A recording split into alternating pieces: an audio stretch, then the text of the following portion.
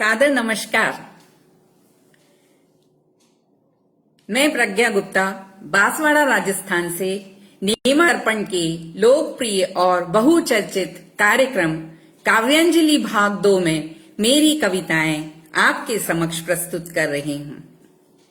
इस कार्यक्रम के शुभारंभ से पहले मैं यह बताना चाहती हूं कि मैं मेरे गुरुजन माता पिता के आशीर्वाद से ही आज यहां तक पहुंची हूं।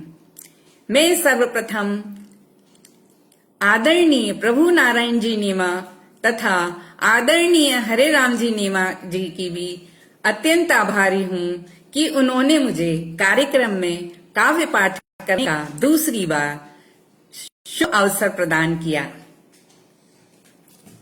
मैं नेमा दर्पण के संचालक मंडल को भी धन्यवाद देती हूं और उनके प्रति आभार व्यक्त करती हूं। काव्यांजलि कार्यक्रम एक रचनात्मक और सृजनात्मक कार्यक्रम है। मैं आप सभी का एवं उपस्थित श्रोताओं और दर्शकों का हार्दिक अभिनंदन करती हूं, वंदन करती हूं, स्वागत करती हूं। मेरी पहली कविता का शीर्षक है महिला सशक्तिकरण। हर वर्ष 8 मार्च को अंतर्राष्ट्रीय महिला दिवस मनाया जाता है। महिलाएं चाहती हैं कि उनके अस्तित्व को भी समाज में स्वीकार किया जाए, उनको प्रताड़ित किए बिना उन्हें आगे बढ़ने दिया जाए। वे समाज से उनके विकास और विश्वास का संबल चाहती हैं। इसी विषय को केंद्रित कर मैंने यह कविता लिखी है जो मैं आपके सामने प्रस्तुत कर रही हूं। शीर्षक है महिला सशक्तिकरण। कौन कहता है महिला सशक्तिकरण दिवस नहीं मना और जिस शानदार तरीके से मना, उससे तो यही पता चला कि नारी के सम्मान को झचकोरने के लिए ही सशक्तिकरण दिवस मना। महिला सशक्तिकरण के बहाने कितनी बार उसके पद प्रतिष्ठा को, उसकी काबिलियत को, उसके अदम्य साहस को जब तब ललकारा गया। महिला सशक्तिकरण के बहाने कितनी बार उसके पद प्रतिष्ठा को, उसकी काबिलियत को, उसके अदम्य साहस को जब तब ललकारा गया। और चंद निम्न मानसिकता वाले तथा कथित पुरुष वर्ग को असहनीय लगा। और चंद निम्न मानसिकता वाले तथा कथित पुरुष वर्ग को असहनीय लगा महिला का कागज पर यूं सशक्त हो जाना, महिला का कागज पर यूं सशक्त हो जाना। पर वे शायद नहीं जानते कि घूंघट के अंदर और बाहर भी महिला सशक्त महिला ही होती है। करुणा, वत्सलता, ममता उसके रग रग में, करुणा, वत्सलता, ममता उसके रग रग में। पर यह उसके अबला होने की नहीं, उसके सशक्त होने की निशानी है। क्या सशक्तिकरण की प्रक्रिया उसे सशक्त या खोखला करने की नाकाम कोशिशें हैं? क्या सशक्तिकरण की प्रक्रिया उसे सशक्त या खोखला करने की नाकाम कोशिशें हैं, या नई व्याख्याओं के साथ व्यंग और क्रूर अट्टहास को आत्मसात करने के लिए बाध्य की गई? पर वह मौन थी इसलिए नहीं कि वह अशक्त है, इसलिए नहीं कि वह अशक्त है, वरन इसलिए कि मात्र एक दिन के लिए कागजी पन्नों पर अपनी उपलब्धियां नहीं चाहती। वह एक दिन के लिए कागजी पन्नों पर अपनी उपलब्धियां नहीं चाहती। वह तो सराबोर है वैदिक संस्कृति से, वह तो सराबोर है वैदिक संस्कृति से, जो अपने सशक्त होने के लिए किसी की मोहताज नहीं है। वह तो विविध रूपा है, वह तो विविध रूपा है, बेटी है, भगिनी है, भार्या है, वीर प्रसूता है। वह तो विविध रूपा है, बेटी है, भगिनी है, भार्या है, वीर प्रसूता है। इससे भी बढ़कर वह अष्टभुजी दुर्गा है। सशक्तिकरण के लिए आवश्यक नहीं कि उसकी पहचान को कागजी रंगों में दौड़ाकर फाइलों में कैद कर दिया जाए। जरा आंकड़े तो उठा के देखिए, जरा आंकड़े तो उठा के देखिए, वर्ष भर में महिला कितनी सशक्त या अशक्त हुई। जरा आंकड़े तो उठा के देखिए, वर्ष भर में महिला कितनी सशक्त या अशक्त हुई। सशक्तिकरण की प्रक्रिया, सशक्तिकरण की प्रक्रिया कोई प्रयोग नहीं कि मिनटों में निष्कर्ष पर पहुंचा दे। यह तो निरंतर प्रक्रिया है, यह तो निरंतर प्रक्रिया है। समय चाहती है, समय चाहती है, चेतना का जागरण चाहती है। समाज से उसके विकास और विश्वास का संबल चाहती है।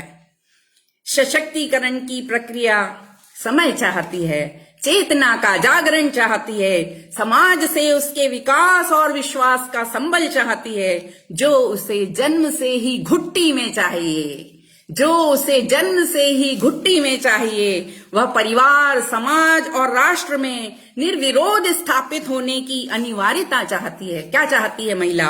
वह परिवार, समाज और राष्ट्र में निर्विरोध स्थापित होने की अनिवार्यता चाहती है। तभी सशक्त होगी, तभी सशक्त होगी न केवल महिला वरन परिवार, समाज और राष्ट्र। तभी प्रताड़नाओं और अत्याचारों से मुक्त हो वह चट्टानी दृढ़ता और विश्वास के साथ। तभी प्रताड़नाओं और अत्याचारों से मुक्त हो वह चट्टानी दृढ़ता और विश्वास के साथ कर सकेगी राष्ट्र का सशक्त स्वरूप निर्धारित, सशक्त स्वरूप निर्धारित। मैं आप सभी के कमेंट्स देख रही हूँ। प्रभु नारायण जी नेमा जी, अनुराग जी नेमा, अलका नेमा जी, कवि भोले प्रसाद जी नेमा, पुष्पा जी, विजय नेमा जी, ब्रजेश जी, मनीषा नेमा जी, सत्यम नेमा जी, मैं आप सभी का हार्दिक आभार और धन्यवाद व्यक्त करती हूँ। विजय कुमार नेमा जी, सशक्तिकरण पर बेहतरीन रचना, आपको नमन, आपको बहुत बहुत धन्यवाद। अगली कविता का शीर्षक है बयान स्कूल का। ये मैं एक घटना की तरफ आपको लेकर जाना चाहती हूँ। 16 दिसंबर 2014 में ये कविता मैंने लिखी थी। जब आपको मालूम होगा, आपने न्यूज पे सुना होगा, पाकिस्तान के पेशावर स्कूल में बच्चों पर आतंकवादियों द्वारा हमला किया गया था। पूरा स्कूल और बच्चों को मौत के घाट उतार दिया गया था। स्कूल को गोलियों से छेद दिया गया था, तोड़ दिया गया था। तो यहाँ पर मैंने स्कूल का मानवीकरण किया है कि वो सब देख कर, ये सब दृश्य, बीभत्स दृश्य देखकर बहुत दुखी है और वो क्या कहना चाहता है। उस घटना को लेकर स्कूल ने क्या महसूस किया, वह मैं आपके सामने व्यक्त करती हूँ कविता के माध्यम से। शीर्षक है बयान स्कूल का। बयान स्कूल का। स्कूल कह रहा है, मैं बाट जोहता हूँ बच्चों की, मैं बाट जोहता हूँ बच्चों की, बड़े सवेरे से बड़ी बेसब्री से, बड़े सवेरे से बड़ी बेसब्री से, क्योंकि उनके आते ही जीवन ठोकता हूँ मैं, क्योंकि उनके आते ही जीवन ठोकता हूँ मैं। मुझे अच्छी लगती है बच्चों की उन्मुक्त हंसी, हर जिंदगी को जीवन देती उनकी जीवंत हंसी, इसलिए मुझे मेरा वजूद सार्थक लगता है। स्कूल कह रहा है, इसलिए मुझे मेरा वजूद सार्थक लगता है। बच्चों का भोलापन, उनकी उन्मुक्त हंसी, बच्चों का भोलापन, उनकी उन्मुक्त हंसी, उनमें दिखते ईश्वर अनेक, उनकी खिलखिलाहट से स्वर्ग सा सुंदर हो जाता हूँ मैं, उनकी खिलखिलाहट से स्वर्ग सा सुंदर हो जाता हूँ मैं। स्कूल की घंटी जो प्रेरणा का विषय है, प्रत्येक काल खंड पर बढ़ाती हर बच्चे को एक कदम आगे हौसले के साथ। शिक्षक जो हर बच्चे में तराशते हैं उनका भविष्य और बना देते हैं उन्हें हीरे जैसा मूल्यवान। शिक्षक जो हर बच्चे में तराशते हैं उनका भविष्य और बना देते हैं उन्हें हीरे जैसा मूल्यवान। इस तरह खोलते हैं वे विकास के द्वार, परिवार, समाज और राष्ट्र के अपने समर्पण से वे, ताकि बच्चे अपनी सुगढ़ समझ से, मजबूत कंधों से, शौर्य और पराक्रम से देश को विश्व मंच पर प्रतिष्ठित करें। ताकि बच्चे अपनी सुगढ़ समझ से, मजबूत कंधों से, शौर्य और पराक्रम से देश को विश्व मंच पर प्रतिष्ठित करें। पर कहां उस दिन ऐसा नहीं हुआ। उस दिन ऐसा नहीं हुआ। बच्चों के माथों पर गोली दाग दाग, बच्चों के माथों पर गोली दाग दाग शत विक्षत कर दिया संपूर्ण मानवता को, शत विक्षत कर दिया संपूर्ण मानवता को। आज नहीं सुन पा रहा मैं, स्कूल कह रहा है, आज नहीं सुन पा रहा मैं उनकी वो उन्मुक्त हंसी, उनकी वो उन्मुक्त हंसी, उनकी खिलखिलाहट, उनकी खिलखिलाहट। लंच समय में उनकी मनहारों की आवाजें नहीं देख पा रहा मैं अब उनके लुका छिपी के खेल। झूला झूलते गीत गाते बच्चे, दूर तक पसरा सन्नाटा कब्रिस्तान सा, दूर तक पसरा सन्नाटा कब्रिस्तान सा। भाएं भाएं कर रहा मैं विद्या का मंदिर, भाएं भाएं कर रहा मैं विद्या का मंदिर, जो कल तक जीवंत था, जो कल तक जीवंत था। आज मुझे मेरा वजूद, स्कूल कह रहा है, आज मुझे मेरा वजूद खंडित हुआ लग रहा, खंडित हुआ लग रहा। मैंने भी खाई सीने पर गोलियां, सहे प्रहार कही कई, मैंने भी खाई सीने पर गोलियां, सहे प्रहार कई। बयां करती ये टूटी दीवारें, बयां करती ये टूटी दीवारें और टूटे दरवाजे। कितना जख्मी हुआ मैं, कितना जख्मी हुआ मैं, कितना छलनी हुआ मैं। किसे कहूं, किससे कहूं। हुआ भीषण रक्तपात, हुआ भीषण रक्तपात, विभत्स संहार, विभत्स नर संहार। खेली गई बेमतलब, खेली गई बेमतलब खूनी होली, मेरे ही वक्षस्थल पर क्यों, मेरे ही वक्षस्थल पर क्यों। मेरा दुख सहन शक्ति के बाहर है। आक्रोशित हूं मैं, आक्रोशित हूं मैं धधकते हुए ज्वालामुखी सा, आक्रोशित हूं मैं धधकते हुए ज्वालामुखी सा। उस पैशाचिक कुकृत्य का मूक साक्षी बना मैं, चाहता देना गवाही। उस पैशाचिक कुकृत्य का मूक साक्षी बना मैं, चाहता देना गवाही। क्या है कोई तैयार, क्या है कोई तैयार मेरे बयान लेने को, मेरे बयान लेने को। धन्यवाद।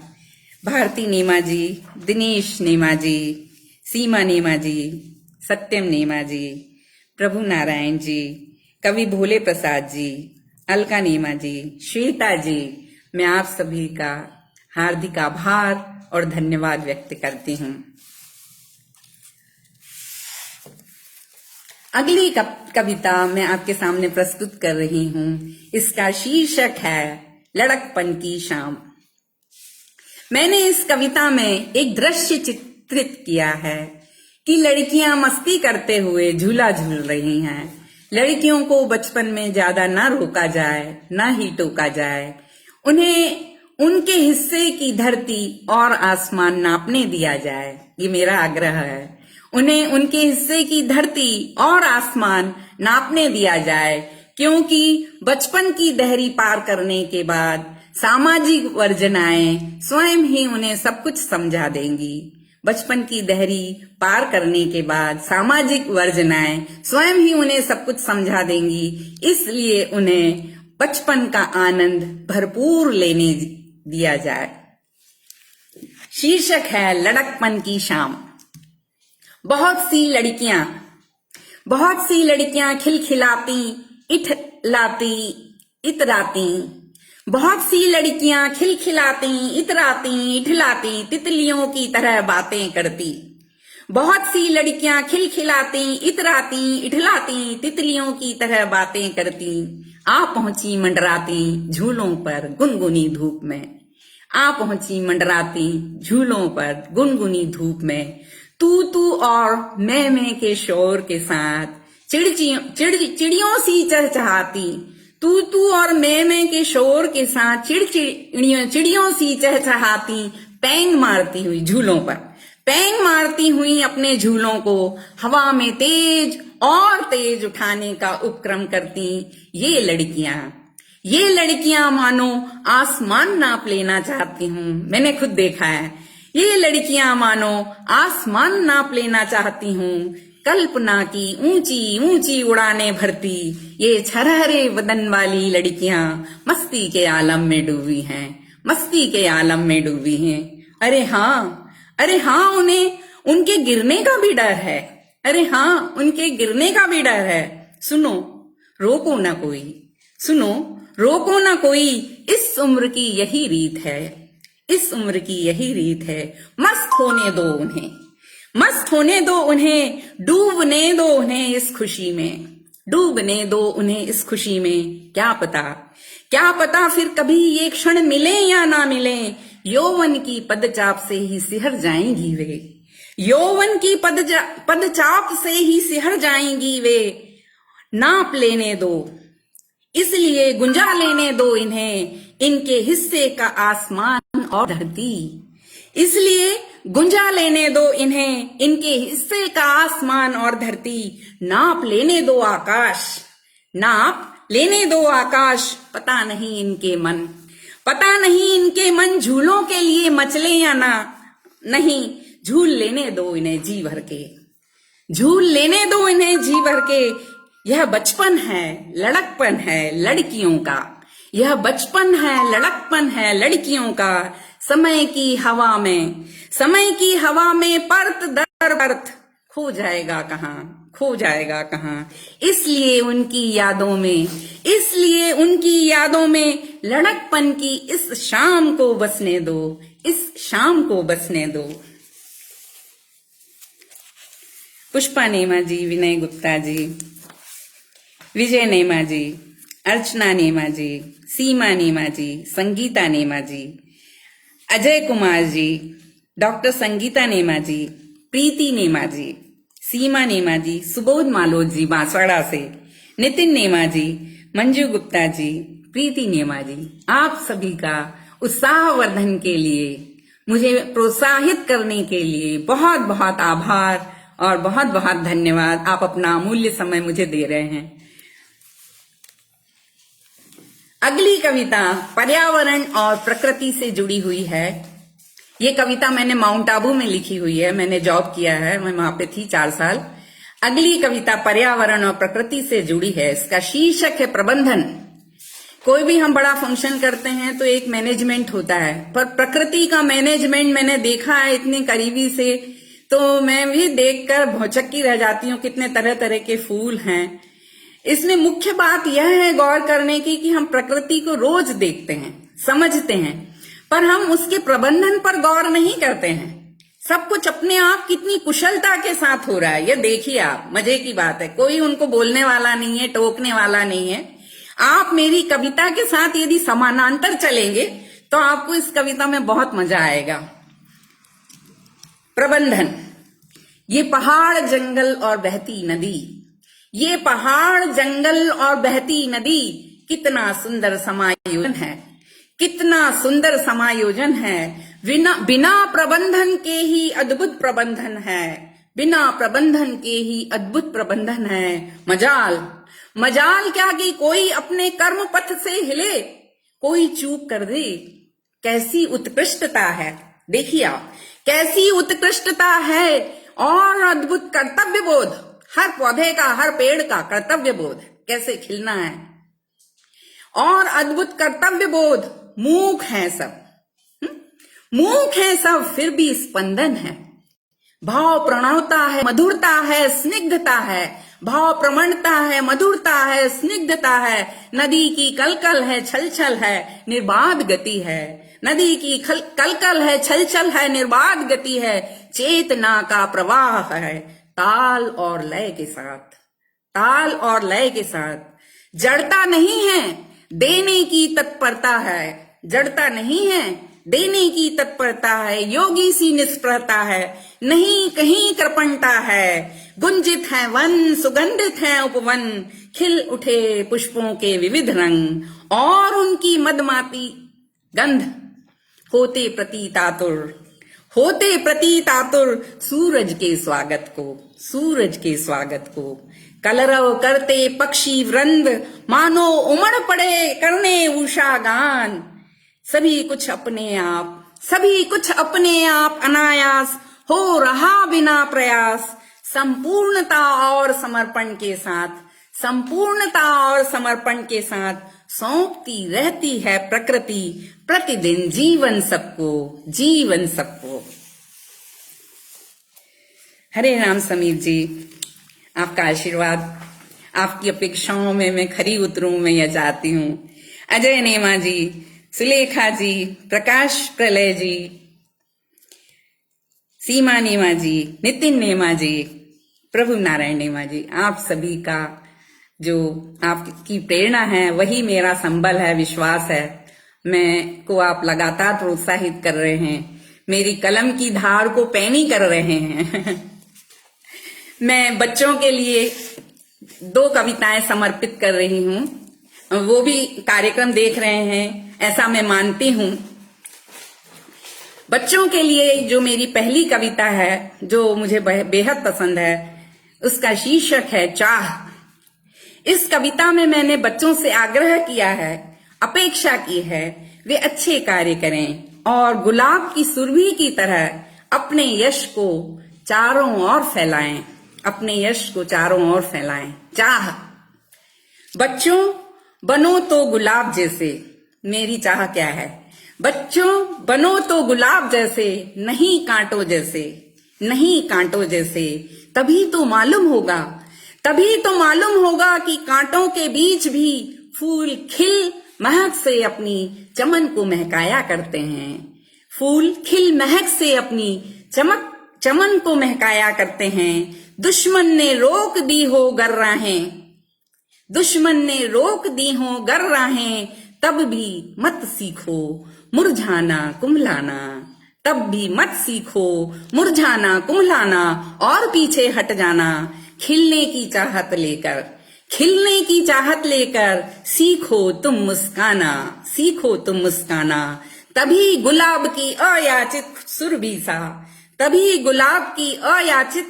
सा फैला पाओगे तुम यश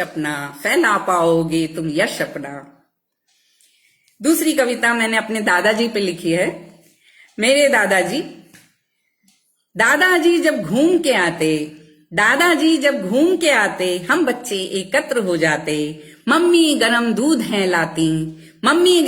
है लाती, उनके चेहरे पर है मुस्कान आती। दूध जलेबी उनको भाती, खीर पुड़ी उनको ललचाती। दादाजी बतलाते और कहानी खूब सुनाते। मेरे दादाजी बड़े स्मार्ट, करते बड़ी गाड़ी स्टार्ट। फर्राटे से बोलते अंग्रेजी। पोस्ट मास्टर थे मेरे दादाजी।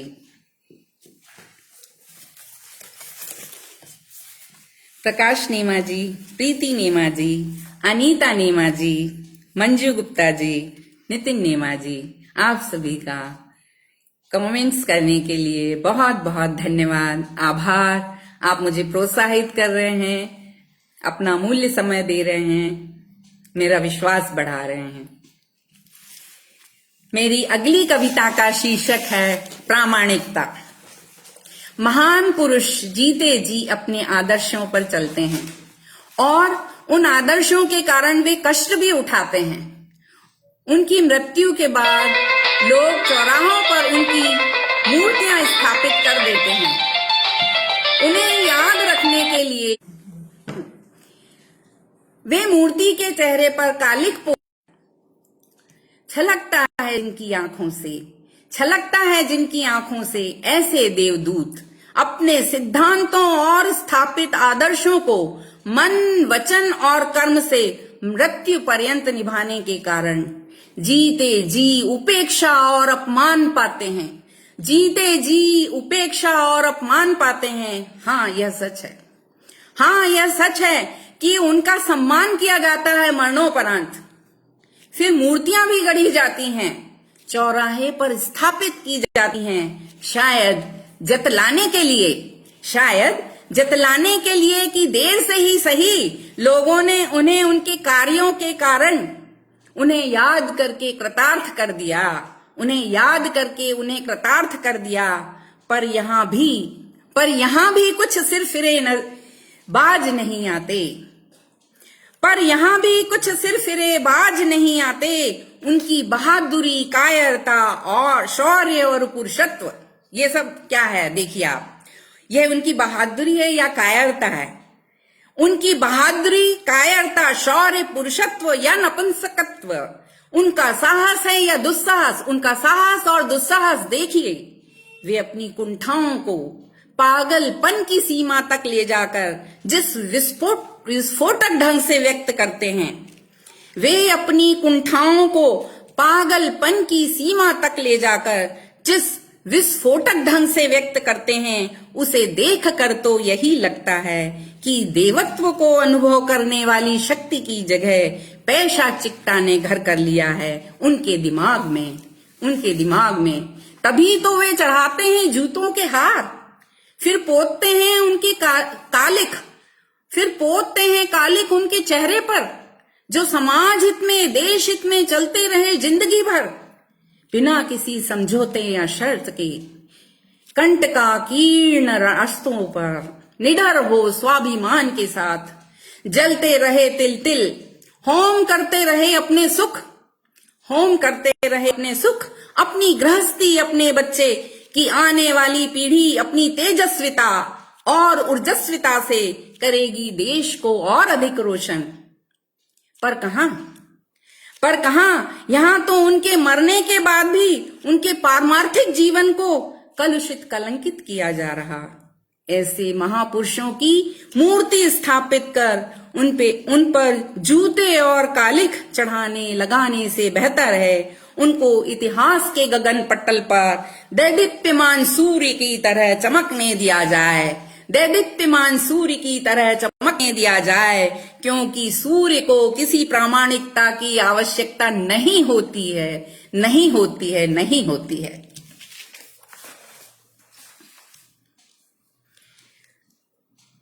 अगली कविता की तरफ बढ़ रहे हैं हम। इसका शीर्षक है तीसरा नेत्र। लोकतंत्र के खतरे बढ़ते ही जा रहे हैं, लोकतंत्र में खतरे बढ़ते ही जा रहे हैं। कहा जाता है, ऐसा कहा जाता है, जब खोटे सिक्के चलन में आ जाते हैं तो असली सिक्कों को स्वतः ही बाहर हो जाना होता है। जब लोकतंत्र में भ्रष्टाचार बढ़ता है तो निष्काम साधना कर रही जड़ों को गहरा आघात पहुंचता है। सुनिए कविता तीसरा नेत्र। तीसरा नेत्र। भ्रष्टाचार की जड़ें फैल चुकी हैं गहरे, बहुत ही गहरे, लोकतंत्र रूपी वट वृक्ष में सर्वत्र। सोचना होगा हमें इन गहरे बैठती जड़ों के बारे में, जो उन ईमानदार जड़ों के अस्तित्व को खतरे में डाल अब उसे विनष्ट करने में लगी हैं, जिनकी कर्तव्य निष्ठा से ही लोकतंत्र वट वृक्ष का छोटा सा पौधा आज वट वृक्ष बना, हर खास व हर आम आदमी को देता है न केवल उसके अधिकारों की रक्षा का वास्ता, वरन देता है ठंडी शीतल छाया और सुकून भी। आज पानी और भोज्य पदार्थों से वट वृक्ष को गहराई तक अनवरत सींचने वाली निष्काम साधनारत उन जड़ों से पूछा जा रहा है कि वे कौन हैं और इस वृक्ष में, इस लोकतंत्र के वृक्ष में उनका क्या औचित्य है, उनसे पूछा जा रहा है उनका यहाँ क्या काम है। अब उन्हें अपने अस्तित्व को मिटाना ही होगा, यह कहा जा रहा है। अब उन्हें अपने अस्तित्व को मिटाना ही होगा, क्योंकि अब भ्रष्टाचार की जड़ों का साम्राज्य चारों ओर। सोचिए क्या विचारणीय नहीं है यह प्रश्न? लोकतंत्र रूपी वट वृक्ष के अस्तित्व को बचाने के लिए युगों युगों तक उसके अमरत्व को स्थापित करने हेतु भारत के इतिहास पटल पर लोकतंत्र की कीर्ति गाथा स्वर्णाक्षरों से लिखाने के लिए संकल्पबद्ध और प्रतिज्ञाबद्ध ये जड़ें, संकल्प और प्रतिज्ञाबद्ध ये जड़ें अचानक कैसे अलग हो जाएं? अचानक क्यों और कैसे अलग हो जाएं? अपने कर्तव्य पथ से कैसे विमुख हो जाएं? अपनी मेहनत, लगन और श्रम से पूर्ण स्वर्ण तप्त सी साधनामय जीवन के 70 वर्षों का इतिहास क्षण भर में कैसे धूमिल कर दें? माटी से जुड़े देश प्रेम के भावनात्मक इतिहास को स्मृति से कैसे मिटा दें? आवश्यकता है आज ऐसे मनीषियों की, ऐसे सिद्ध पुरुषों की, ऐसे अवधूतों की। आवश्यकता है आज ऐसे मनीषियों की, सिद्ध पुरुषों की, अवधूतों की, जो अपनी दिव्य दृष्टि से अपनी अंतः प्रज्ञा से तथा सिद्धि से यह जान लें कि लोकतंत्र की इन ईमानदार जड़ों को भ्रष्टाचार रूपी दैत्य ने ललकारा भी है तो क्यों और कैसे। अब समय आ गया है उन्हें अपने तीसरे नेत्र को खोल उस दैत्य को भस्म करना होगा, ठीक शिव की तरह। धन्यवाद विजय नेमा जी, आपका आशीर्वाद है। अनुराग नेमा जी, त्रिलोक नेमा जी, अनीता नेमा जी, सीमा नेमा जी, मंजू गुप्ता जी, बहुत बहुत धन्यवाद सुंदर रिमार्क्स देने के लिए आप लोगों को। मेरी अगली कविता का शीर्षक है अंतः कवच। जब लोगों के व्यवहार में कृत्रिमता बढ़ती जाती देखती हूँ और तो इस तरह से निष्कर्ष पर पहुंचती हूँ कि कछुए की तरह अपने आप को समेट लें और कृत्रिमता से बचे रहें और हम कुछ रचनात्मक और सृजनात्मक कर सकें तो हमारा जीवन ज्यादा सार्थक है। अंतः कवच। मुझे मेरे अंतः कवच में रहने दो। मैंने देखा है, भोगा है और अनुभव किया है कि दुनिया मुखौटे लगाने वालों की है, कि दुनिया मुखौटे लगाकर जीने वालों की है। इसलिए उनकी दुकानें चलती भी खूब हैं, जो पल पल में गिरगिट की नाई रंग बदलते हैं, बातों को काटकर बातों के अर्थ बदल देते हैं, बनाकर सामने वाले को बेवकूफ अपना उल्लू सीधा करते हैं। उनका यही ईमान है, यही धर्म है, यही व्यापार है। देख कर सब मचा हाहाकार मन में कि काजल की कोठरी में रहने वालों का होता है तन भी मेला मन भी मेला। तभी तो निस्वार्थियों का निस्वार्थ व्यवहार खलता है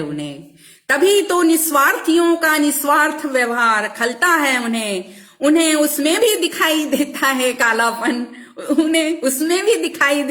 कालापन। तभी तो कह रहा हूँ दुनिया वालों की मीठी रस बातों में स्वार्थ की बू है। इसलिए कच्छप की नाई में भी अपने कवच में चाहता हूँ रहना, क्योंकि विध्वंसात्मक विचारों को मस्तिष्क में पनपने और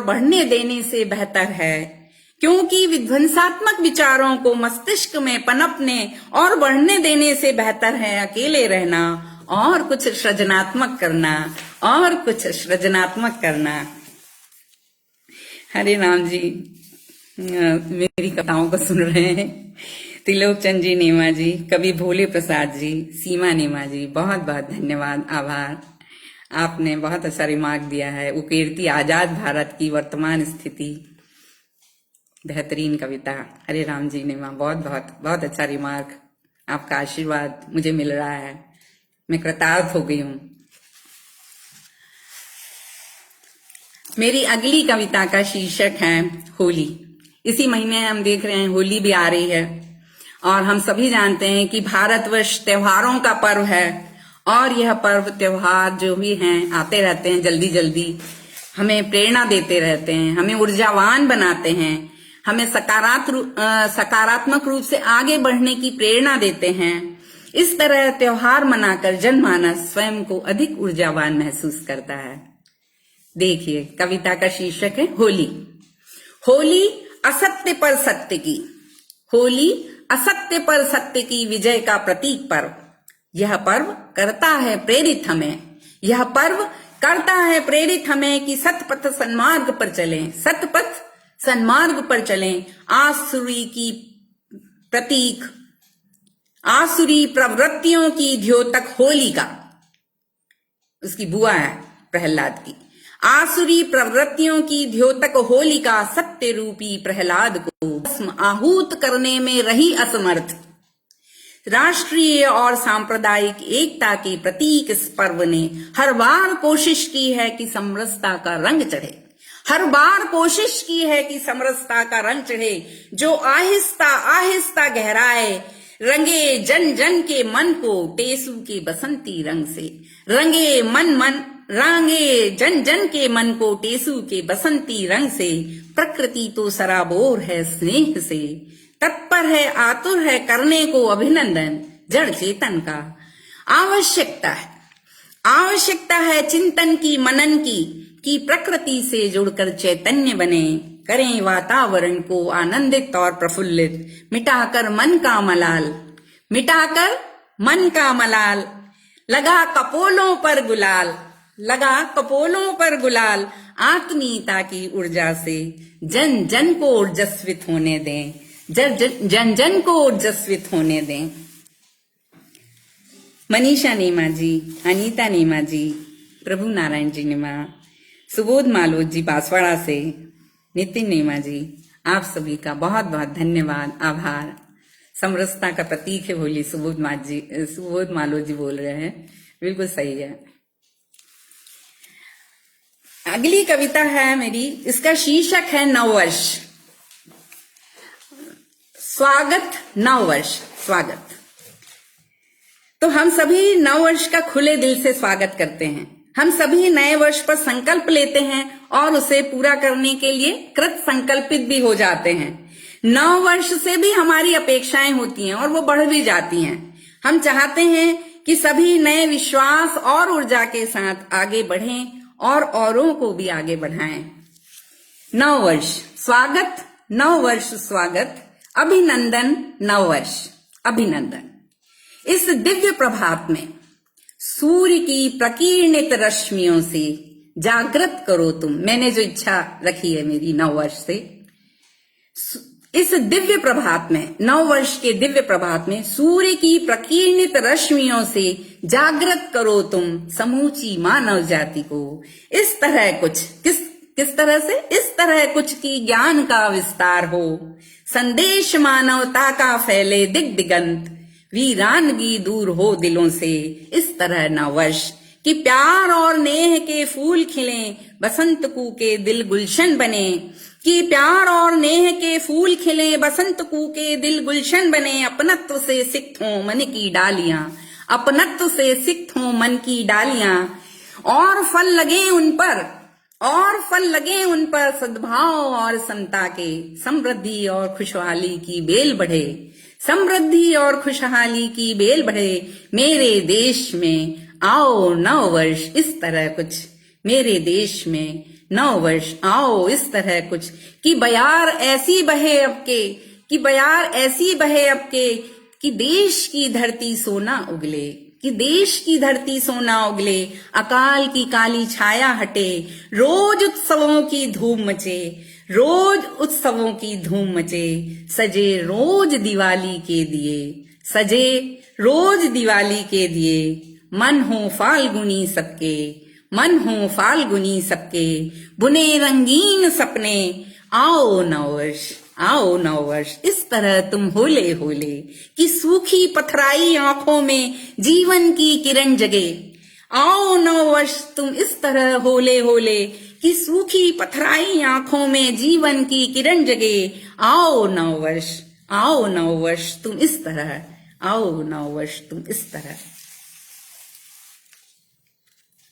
दिलीप सराफ जी, अनीता नेमा जी, ओम प्रकाश जी, नितिन नेमा जी, धृति नेमा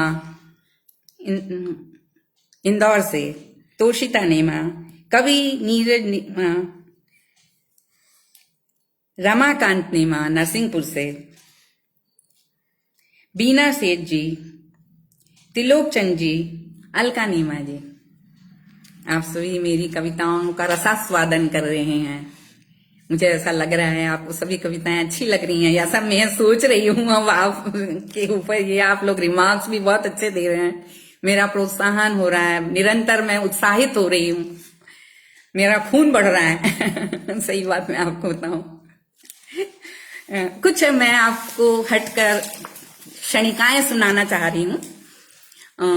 उसमें जो छिपा हुआ व्यंग है वो आपको ही समझना है। तो देखती हूं मैं इसको। पहली कविता का शीर्षक है, मतलब क्षणिका का शीर्षक है मिठास।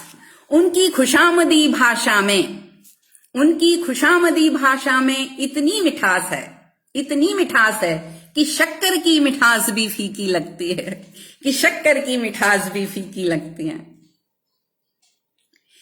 गांभीर्य शीर्षक है क्षणिका का, गांभीर्य।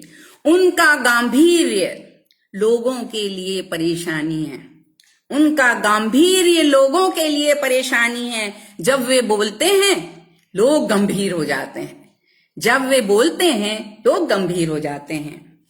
एडजस्टमेंट है ना, उठा पटक करके। एडजस्टमेंट शब्दों की उठा पटक कर, शब्दों की उठा पटक कर, नियमों को तोड़ मरोड़ कर जिस खूबसूरती से वे अपनी बात को एडजस्ट कर लेते हैं, अपनी बात को एडजस्ट कर लेते हैं, तब देखने वाला भी उनकी अकल की दाद दिए बिना नहीं रहता, उनकी अकल की दाद दिए बिना नहीं रहता। धरोहर शीर्षक है धरोहर। भारतीय संस्कृति हमारी धरोहर है, तभी तो आंखें मूंदे पाश्चात्य संस्कृति के पीछे हैं दौड़ रहे, तभी तो आंखें मूंदे पाश्चात्य संस्कृति के पीछे हैं दौड़ रहे। एक क्षणिका है, उसका शीर्षक मैंने रखा है सम्मन। तो जिसको दृष्टि दोष है वो उसको किस तरह से पढ़ता है, देखिए आप। हवाला कांड में लिप्त आरोपियों को सम्मन, ये एक खबर है, अखबार में छपी है। हवाला कांड में लिप्त आरोपियों को सम्मन, इस खबर को दृष्टि दोष पीड़ित आरोपी ने सगर्व सुनाया। हवाला कांड के आरोपियों को सम्मान, हवाला कांड के आरोपियों को सम्मान। दुर्लभ, ये भी बहुत इसमें बहुत व्यंग है, देखिए आप। शीर्षक है दुर्लभ। बॉस बनते ही, जो भी बॉस हो प्लीज मुझे क्षमा कर दें। बॉस बनते ही आदमी की आदमियत जाती रहती है, दिल और दिमाग सातवें आसमान पर।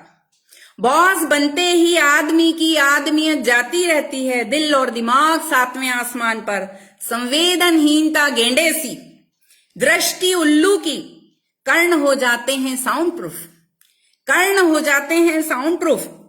और चमचों को छोड़, और चमचों को छोड़ सबके लिए हो जाता है वह दुर्लभ, और चमचों को छोड़ सबके लिए हो जाता है वह दुर्लभ। नेहा नेमा जी, दिनेश नेमा जी, अलका नेमा जी, ओम प्रकाश नेमा जी, प्रभु नारायण नेमा जी, सीमा नेमा जी, अनीता नेमा जी, सुबोध मालोद जी, नितिन नेमा जी, मंजू गुप्ता जी, आप सभी का बहुत बहुत आभार और धन्यवाद। मेरी अंतिम कविता का शीर्षक है, अंतिम चरण में चल रहे हैं। मेरी अंतिम कविता का शीर्षक है राष्ट्रीय एकता।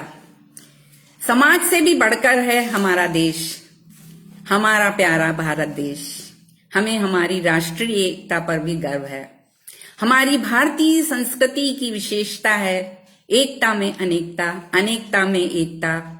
मैं कविता आपके सम्मुख रखना चाहती हूँ, शीर्षक है राष्ट्रीय एकता। हमारी भारतीय संस्कृति और सभ्यता, हमारी भारतीय संस्कृति और सभ्यता अनेकता में एकता की उत्कृष्टता, अनेकता में एकता की उत्कृष्टता समाहित है। इसी में राष्ट्रीयता, मानवीयता और ऊर्जस्विता धर्म, जाति और संप्रदाय में सर्वोपरि है। धर्म, जाति और संप्रदाय में सर्वोपरि है सदैव देश की अखंडता। यही कारण है, यही कारण है रक्षा करते रहे हैं हमारे शूरवीर रणबांकुरे, त्याग, शौर्य और बलिदान से आन बान और शान देश की।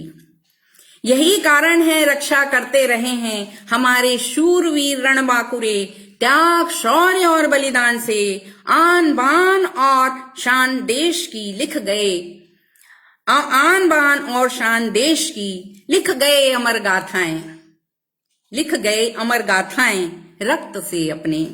देश की माटी है तू शीश दे, यही है हमारी गौरवान्वित भावनात्मक एकता।